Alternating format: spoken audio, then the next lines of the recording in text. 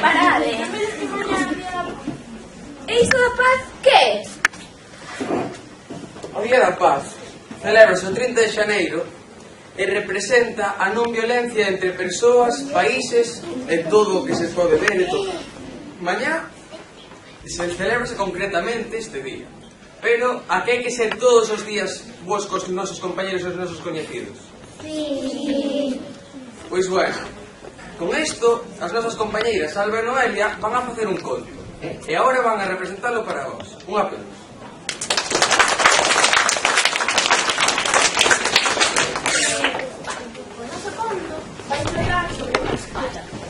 ¿Quieres ponerle un nombre? Porque no Sí. sé. Playmobil. Playmobil. Eso va a Pepita. A nosa espada Pepita é unha espada pacifista. Pero que yo ten un error. Pacifista? Como vai ser unha espada da paz? A vos vos sona moito eso de espada e paz? No, a mí me suena espada cando pelexan os piratas, nos debuxos, nas pelis. Non é así. Pois a nosa espada é unha espada especial, porque Pepita non lle gustan as guerras e vai intentar evitarlas. Xa veremos como, vale? Pepita é a espada do rei Aurelio, que se dedicaba a ir con ele aos seus entrenamentos, a algunhas torneos, ata que un día o rei Aurelio pelexouse co rei do país vecino. É algo así como se o alcalde de Ares se pelexara por contra de Mugardos. Entón, iba a haber unha gran batalla. Pepita estaba moi contenta porque por fin podía demostrar a súa valentía, que era a mellor espada de todas, que iba a gañar todas as batallas. E iba soñando polo camiño mentre se acompañaba o rei co fermoso que sería. Pero cando chegaron, a batalla xa comezara. E Pepita puido ver que estaba moi equivocada. Aquelo non tiña nada de bonito, non tiña nada de majestuoso, todo o contrario, era un caos. Vos como pensades que é unha batalla? Que é bonita e que todo está moi limpo? No. Claro, porque... Lleno de sangre. Claro. E hai sangre. Pois por iso, era algo moi malo. Pero ele ao principio non o sabía. Por iso, cando se deu de conta de que a guerra era todo como dicides, pensou que iso tiña que acabar, que ela non quería loitar máis. Entón, empezou a pensar como podía facer para parar a guerra e poder voltar a traballar en torneos, a entrenar. E a noite anterior á gran batalla ideou unha forma de impedir. Empezou a vibrar.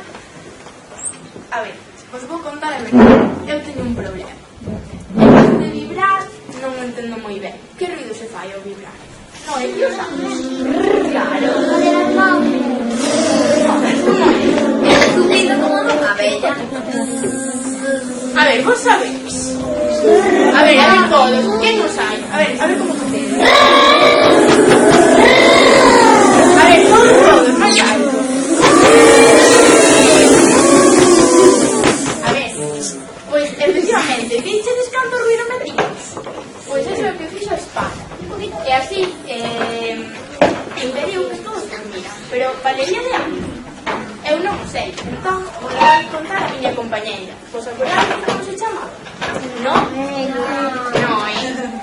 Noelia. Pois as espadas e as armaduras dos restos dos soldados preguntaronlle a espada pacifista que por que estaba facendo ese ruido. E a espada lles dixo: non quero facer esa guerra, porque é moi horrible, non é o que eu pensaba. Entón, as demais espadas, que son estas, por certo, que nos gusta máis destas? A mí la roja. La roja. A mí la roja. Pero todas tiñan, todas non entendían o que quería decir espada, e dicían: a ninguén nos gusta, pero temos que facer porque somos espadas e armaduras. Temos que loitar na guerra, aínda que non nos guste. E a espada Pepito díxolles: Pepita díxolles: e verde comigo, e así non dormirás e non terán forzas para poder loitar. Como facía a espada? Pero entón, as armas todas empezaron a vibrar. Todas querían, mira como vibrados. Esta e esta e esa. Todas eran diferentes, pero ninguna quería loitar. Estaban fartas da guerra, que se unieron a protestar. No año seguinte, cando querían comenzar a batalla, ningún soldado estaba desperto. Non conseguirían dormir nin un chisquiño. Ni sequera os reis e os generais. Así que pasaron todo o día dormindo. Vos dormichedes un día inteiro?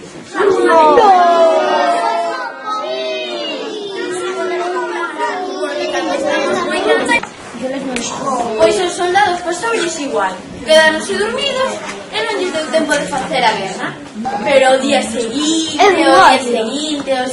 día seguinte, seguían sen poder dormir. E así durante 7 días. As armas, lideradas por a espada Pepita, seguiron todas as noites soando co seu zumbido. E os soldados, que non podían descansar, aprazaban a guerra para o día seguinte. Ao atardecer do último día, o rei Aureliano e o rei do país veciño, que eran moi amigos antes, pero agora estaban enfadados, decidiron xuntarse para facer unha gran solución para esa batalla. E ambos os dous estaban moi enfadados, pero ningún se acordaba de por que estaban enfadados. Pasou que esas cosas a todos, acabaron falando e olvidáronse de que había unha guerra. Pero logo se acordaron dela e dixeron: pero non, isto non pode seguir así, non somos amigos, non podemos facer unha guerra se non sabemos por que estamos enfadados. E así, rindo e esquecendo as súas antiguas disputas, puxeron fin na guerra. Cada un foi ao seu país, cheos de alegría e loitarse. E de cando en vez, os reis reuníanse para comentar outras historias ou anécdotas que lles había pasado. E reinou a paz entre os reis. E colorín colorado, este conto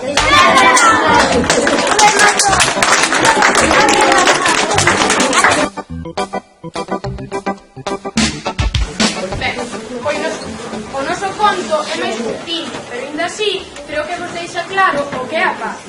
Titúlase Buscando a paz. Ben, había unha vez un rei, que é este daqui, e que daba un gran premio a aquela persoa que soubese representar nun cadro a paz absoluta. Vos credes que eso se pode facer? Sí. Non. Ben, moitos artistas quixeron participar nesto. Normal, si hai que representar a paz, eu tamén quería representar. Pero ao rei só lle gustaron 2 pinturas especialmente, aínda que admirou todas elas. E claro, como non podía quedarse coas 2, tiña que elegir unha delas. A primeira era esta. Cando vedes unha fotografía, pensades que a paz só representa unha pompa, e claramente eso é signo da paz. Pero a paz pode estar en moitos lados que non sexan unha pompa. Por exemplo, este paisaxe é moita paz. Como podemos ver, é unha lagoa na que se reflicten estas montañas que están ao seu redor. E o ceo está azul, aínda que ten algunhas nubes brancas. Cando todo o mundo vía esta imaxe, encantáballe e pensaba que iba a ser a gañadora, porque xa que era moi bonita e todos pensaban que representaba a paz perfecta. A segunda pintura tiña montañas tamén, pero vos vedes igual de bonitas que as outras? O ceo xa non é tan azul como antes. Agora é máis ben gris ou negro, porque hai tronos, raios... É todo como dicían antes, como de maléfica. Montaña abaixo parecía retumbar un espumoso torrente de auga. Todo isto para nada era pacífico, ou si? Non. Que bonito. Pero pasou unha cousa.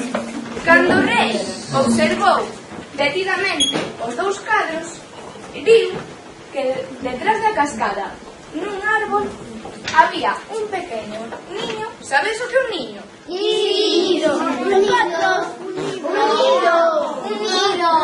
Sí, moi ben, galego. É o lugar onde están os paxariños. Pois había un pequeno niño onde estaba un paxariño descansando. Xa non pensaba que este cadro era tan feo. Representaba unha parte da paz.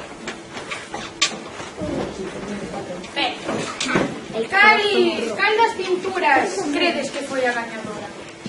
La de las montañas. La primera.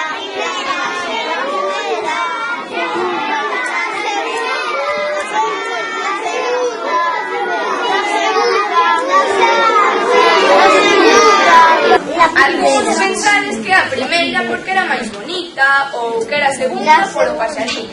La segunda. Pois sí, o rei escolleu a segunda. O rei explicou: paz non significa estar nun lugar sen ruido, sen problemas, sen traballo, sen dor. Paz significa que, malia non estar no medio de todas estas cousas, permanezcamos acougados dentro do noso corazón. Eso é o verdadeiro significado da paz.